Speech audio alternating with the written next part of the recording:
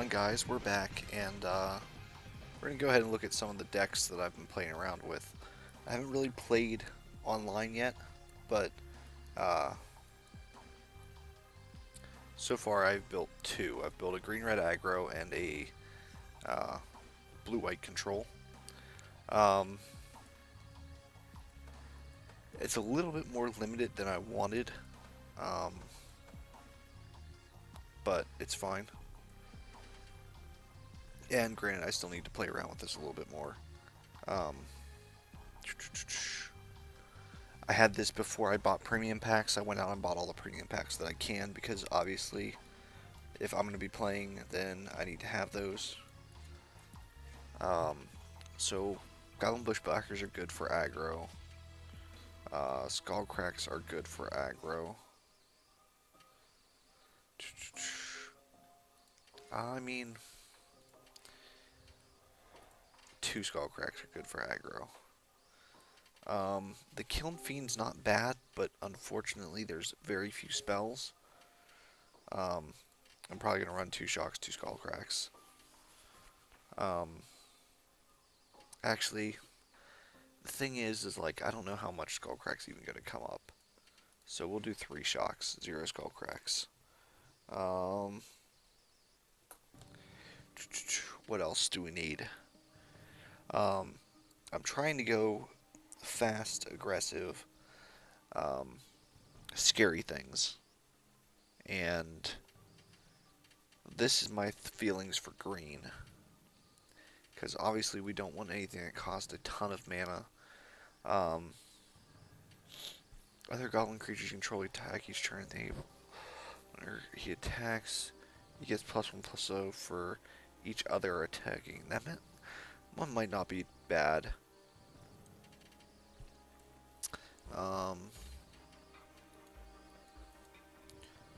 Let's see. We'll do that too.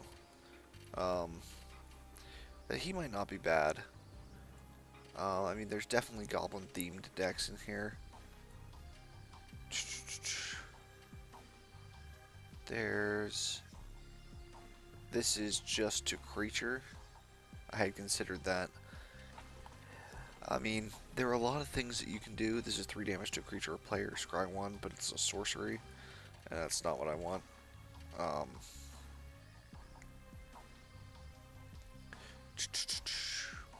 Let's see, what else would be good? The Paragon might not be terrible, but the 4 mana 5/3 might not be bad.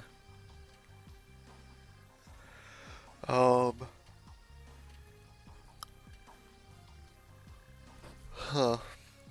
I did like the Act of Treasons. I do like 2 of those. Basically I'm trying to find things that are fast, aggressive. I don't want to have too many costs above 3. I want to curve out at 1 or 2. And I don't plan on playing very many forests. Right now I think we've got 24 lands. I'm probably going to cut that to 23. I'm probably cutting a forest. I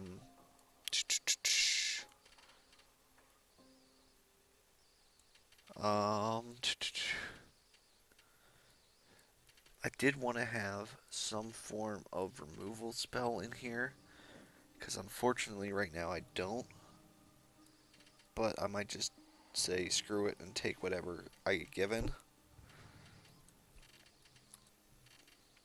With the Act of Treasons, hopefully that's enough. There are definitely things that you can add. These aren't very good unless you're playing like tokens. These two here. This one's not even good on its own, but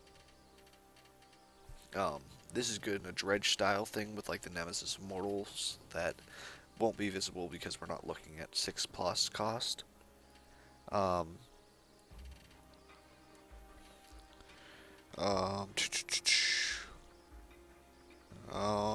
Like this is good for a ramp deck, so you could play green, probably green. I mean, you could do green-red ramp. You could do green-blue ramp. Oh. Or green-white. Green-white would probably be more viable.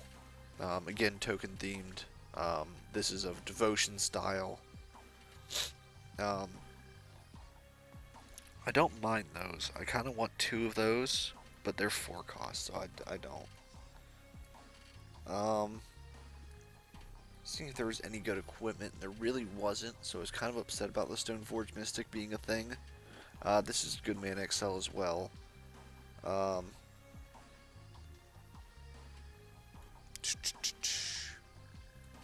and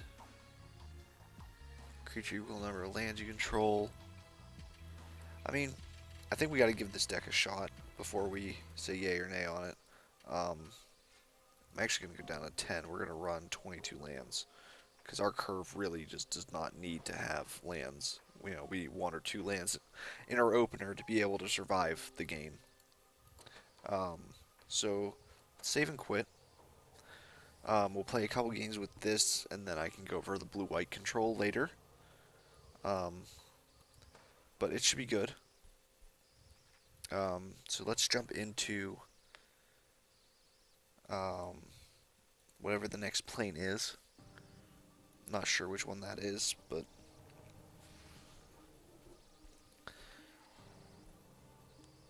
so Theros probably.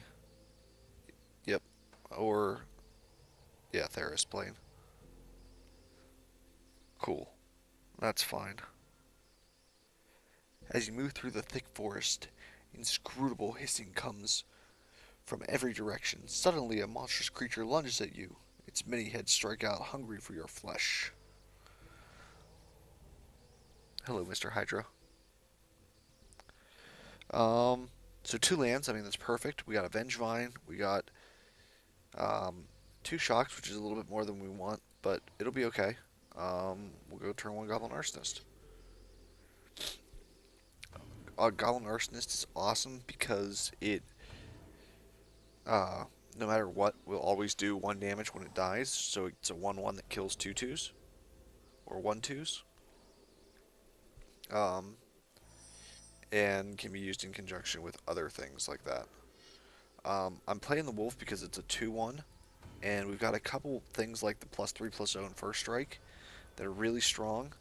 Um, I don't know if he belongs in here. He might belong more in a Naya Hexproof style deck, which we might be able to build later. I mean, there's a ton of different things that you can build. Naya Hexproof would be real good because you have access to Baneslayer, Vengevine, um, and things like that. Love Nature's Lore. Um, but like this thing here, the Lightning Talons, it's sick on the Wolf here, which is why I would consider it a Naya. And there's the one that makes I think it's +1/+0 for planes, and or +1/+1 and O for or +1/+1 and flying for planes. Um, so that's not bad. Like I said, we really only need 2 lands. Three's cool, but we don't want. We just want to keep drawing gas. We want to have our opening lands and then gas. So he enters the battlefield with 2 counters on him. Cool. We'll kill him with shock. Um, so let's kill your guy with shock, and then we'll hit him for 5. And that's pretty much what we want to be doing. So I might replace shock with ground burst or whatever it is if that ground burst is an instant. Because that would be better than shock theoretically, but it can't hit a player. So I'm not sure. Oh, it's a hero's bane. That gets out of control real quick. Um,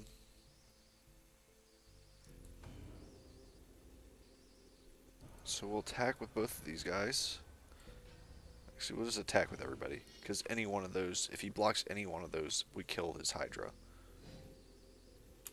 So let's just shock it.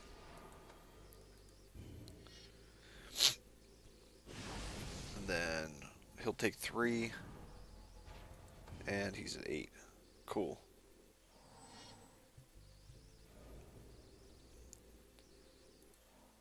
And like I said, this feels like a good aggro deck. You know, he's actually curving out decently well. He had a 3-drop, 4-drop, 3-drop, 5-drop. I don't know. He had things. Um,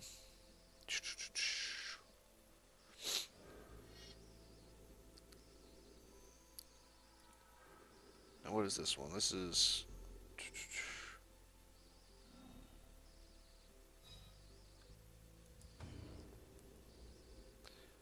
Um, it's not worth me attacking. Hopefully he's dumb enough to try and attack. Um,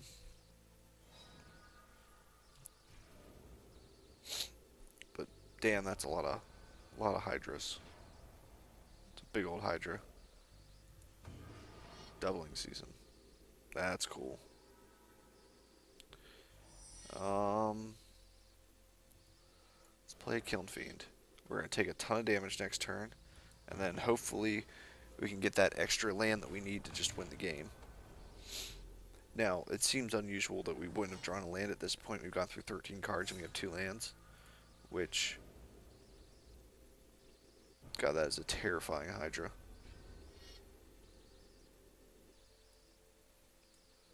2, 3, 4.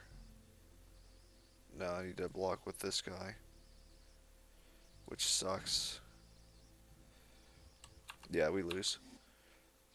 Interesting. I think if we would have got one more land earlier, we would have been fine.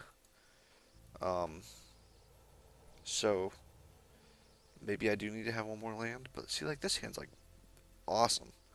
Let's keep that hand. And go turn 1 him, turn 2 arsonist. Like that's perfect. Or turn 1 him, turn 2 arsonist and him. And then if we get a red mana, we just go bushwhacker, bushwhacker, and we should win the game. There shouldn't be any questions there. Hopefully.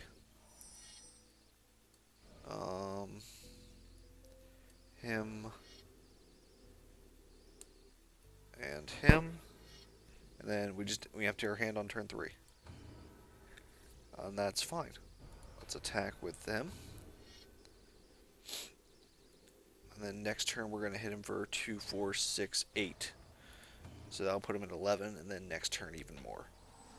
So we should be able to kill him very quickly. Turn 2, turn 3, something like that.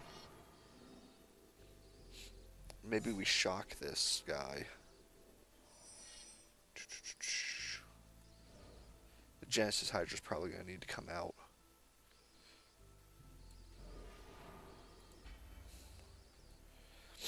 Okay, so we can at least cancel spells. That's good. It probably showed him that we have shock, but the only creature he can block is the Arsonist. And we still hit him for 1 that way. Or the Arsonist or the Bushwhacker.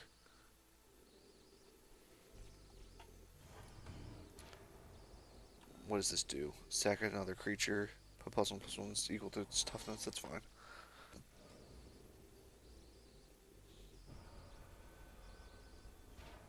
So, top deck a mountain, and we should be good.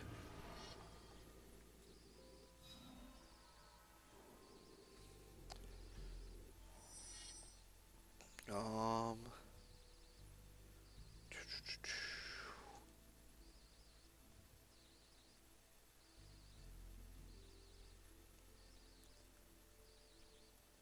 Let's do it. Screw it.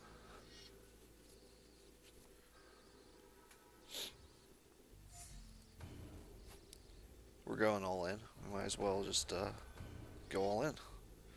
He can block 2 of them. He's going to take 6. He's going to go down to 5. And then if he blocks both Bushwhackers, I've got 2, 3 damage plus my shock.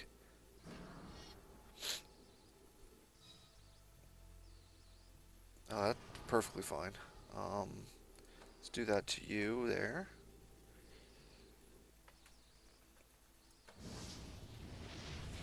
Okay. So what he did was he blocked with the Hydra, and then after he declared blockers, sacrificed it to this guy to make him bigger. Um, and that let his creature live, but in effect, it's not going to help him. Um, yeah, so I think I'm going to take the Genesis Hydras out. They're not very good in the deck. I'm going to find something else to put in for them. We'll shock the Hydra. So I'm kind of disappointed that you have to buy the premium packs. There's nothing like outstanding in them, but if you want to have access to all the cards, because the card pool's a little short in comparison, because I mean obviously you get to create your own deck, so they can't do everything. Um, let's edit this deck. Um, so I mean that's part of the reason we test these decks is because obviously that wasn't as good as I was hoping it would be. Um, so we want something to make something aggressive. Um,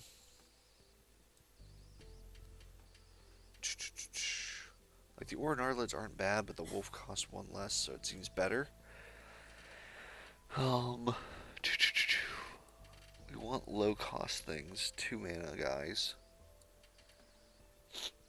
Um, you know what? I want the Young Wolf. Um, that should be fine. The Young Wolves are pretty awesome. They have their nice undying ability. Um, so let's save and quit there. See how this looks without the Hydra. But if you guys have any suggestions for decks to build, any decks that you want to see, try and post them in the comments. I'll do my best to try and build, you know, archetypes in here. I feel like the green red's really strong because it really has a lot of like burn, get in your face potential. Um, obviously, it's going to be a very mulligan aggressive deck, but um,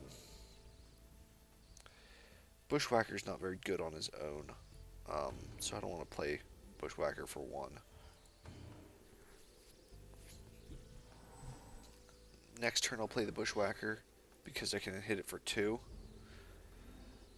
Like, why do they get access to those? Like, why are those cards in here if players can't gain access to them?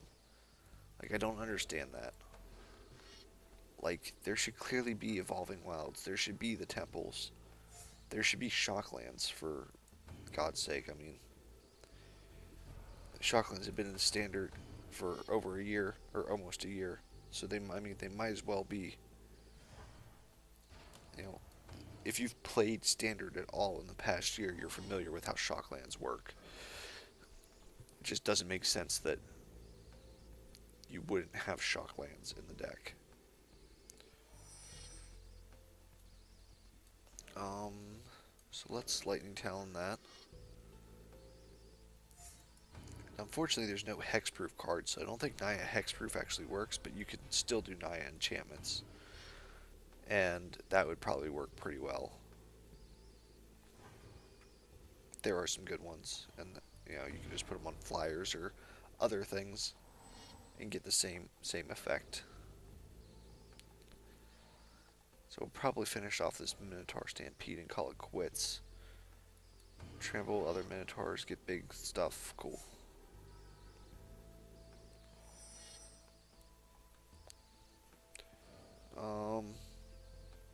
Now we don't want to put +1/+1 counters on Young Wolf, just because he has the nice Undying ability. And why did it tap mana that way? Like that, see that? That's why I don't like the computer making decisions for you. Like when I change all the options, I'm like, I want to do everything because no one in their right mind would tap mana like that to play him. Like, what could I possibly be feigning? Searing Blood? Like, cool. I wish I had Searing Blood. I wish Searing Blood was a thing in here, but it's not. And now I don't get my young wolf, and I'm going to have to put the +3/+0 in first strike on this guy.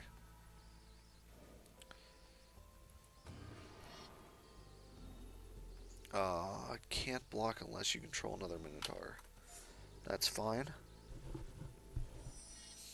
I mean, it's that guy, and Lightning Talons on him. Yeah, that's not the one that has hexproof. I wish it was the one that had hexproof. Attacks each turn if able, regenerate, and so we'll just wait because he's got to attack with the 1.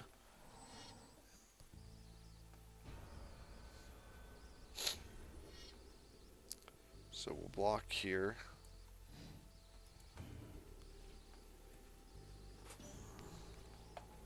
And then, like, this is an instance where dealing damage matters, like the order at which damage is dealt, because if you do 3 damage here and 2 damage here, it kills both of them. And I believe it would kill, like, if he blocked either one of those guys with this guy, that it would just kill them outright. So let's attack. Attack. Okay. So those 2 guys. So we want to do damage there and then there. So we'll stop the timer. I'm going to shock and deal 2 damage there. And then that should kill both of them, no problem. Because of first strike damage. Because they had not dealt damage first. We'll play him. And then if we draw the land, we get the Storm Breath off. And Storm Breath, you know, wins us the game easily. Even though I think we win anyway. Storm Breath still wins it for us.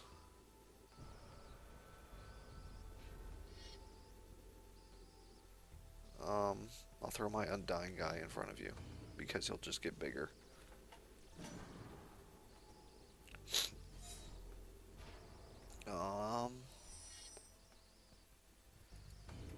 But Storm Breath's only in here as a finisher. He's a 1-of, so I'm okay with the 1-of Storm Breath being a thing. Same thing with Vengevine. I think Vengevine's in here as a 1-of, and he's in here as a finisher. Very rarely are you ever actually going to use Vengevine or cast Vengevine, but he's in here. Let's see where we're at. Let's do one more. I want to play one more game on this one because it shouldn't take very long. But I definitely want to hear what kind of archetypes you guys want me to build and play. That's not awful. Oh, we play first? Yeah, we'll keep that. Play him first. The reason for that is we have 2 of them, and it doesn't really matter which one we play on turn 1, because he can't block that unless he gets a flyer. And there are very few flyers early on. Okay, cool. So let's go Arsonist, Young Wolf.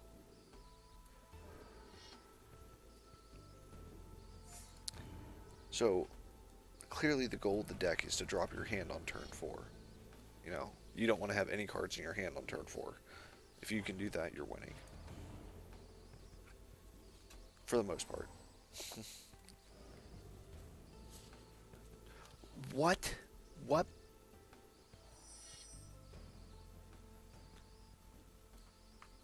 So Shocklands are too good for the game, but they're going to print dual lands? I own a tropical island. I want everyone to know that. This card costs $130. Like, it's something that casual players do not have access to. And the fact that it's in this game and not playable is very upsetting to me. I love Tropical Island, and I want to be able to play it. But, like, why program that in here? if you don't give players access to it, because cards like that are awesome and fun to play with. Like, it's the Forest Island, and we're going to win this game because QR can't do anything. Um, so we're going to put plus one plus counter on this guy.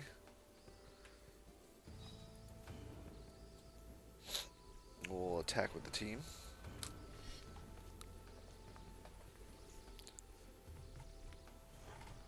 And we should be able to win next turn. 2, 3, 4, 5, 6 damage. 2 tropical islands?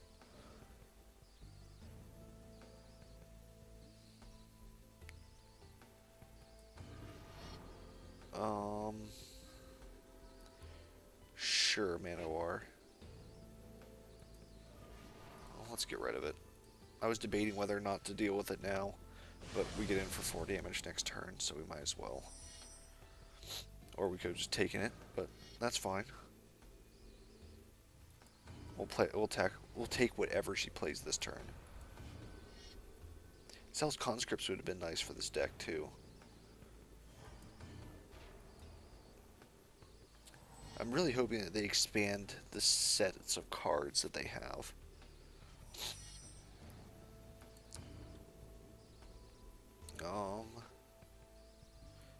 Tap up to 3 target creatures. That's fine. So take 2. Interesting. I don't know what that was. We'll play the wolf. Because I don't expect any board wipe or anything coming out from Kiora. I also been playing Bantwalkers. I usually play like Green-Red Devotion and Standard. I'm playing a lot of Bantwalkers too. Both really fun, really enjoyable decks. And that should be game there. Regardless of whether she can tap things down or not.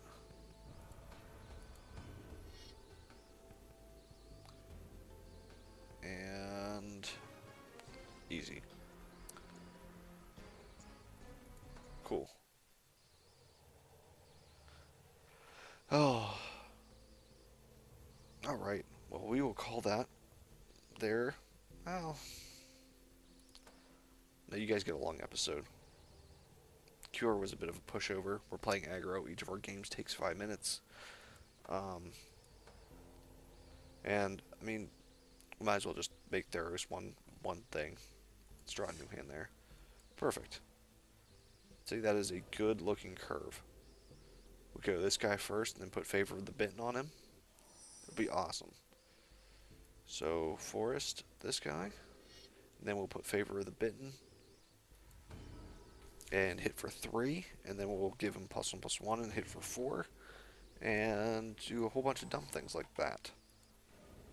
I might not favor the Bitten.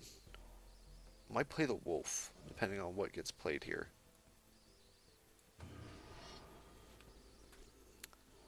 So I think I'm gonna do the Wolf.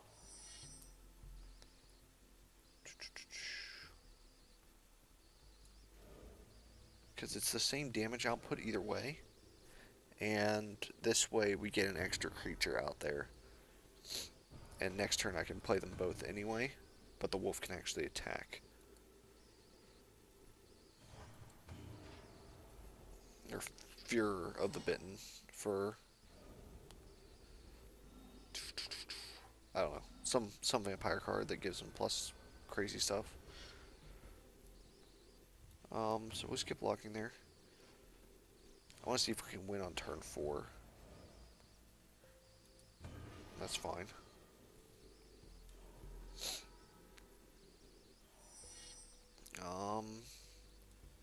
Play green. We'll use this on this guy because it makes him pretty much invincible.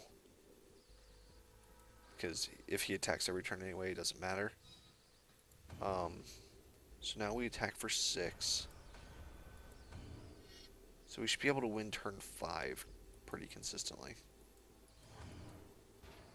We got Storm Breath in hand. We're going to keep being able to hit him for 6. So we're going to hit him for 6 next turn, put him at 7, and then we're going to hit him for 10 on turn 5.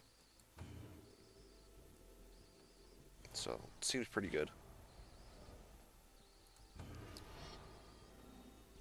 I mean, there are definitely changes to this deck that can be made, but all in all, I'm pretty happy with what we've got. Um, yeah, we'll put it on this guy because then he's unblockable again. So we're going to hit him for 9. So even if he wipes the board this turn, we win next turn. And attacking with the 1/1 was a mistake, but it's whatever.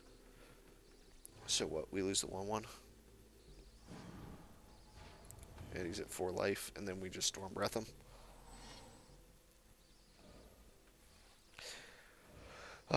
Some some interesting interactions that people might not be aware of is the Storm Breath Dragon and Bane Slayer just kind of stare at each other across the field. They don't actually do anything. Um, it's a very interesting mechanic. Uh, protection is, and we'll Storm Breath and attack with the team. Attack with everybody, and attack, and good game. Cool. So that's the Theros cycle done. Necropolis now. So let's see. Your purchased oh.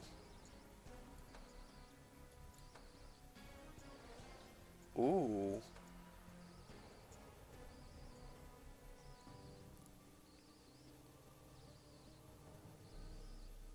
So wait a second. It said my purchased cards have been added to my collection. So did I just have Innistrad block cards before in my collection?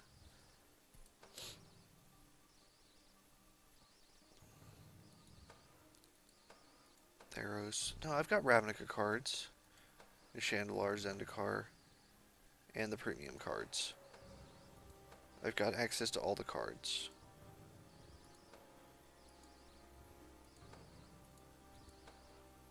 I want foilies. Show me all my foilies.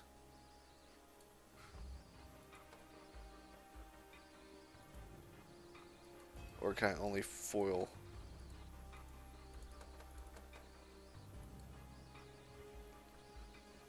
Yeah, ground assault's only creatures.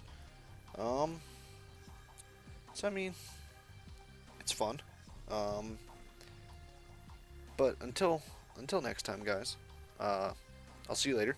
Give me some suggestions for some decks, and we'll build them. See you guys then. Bye.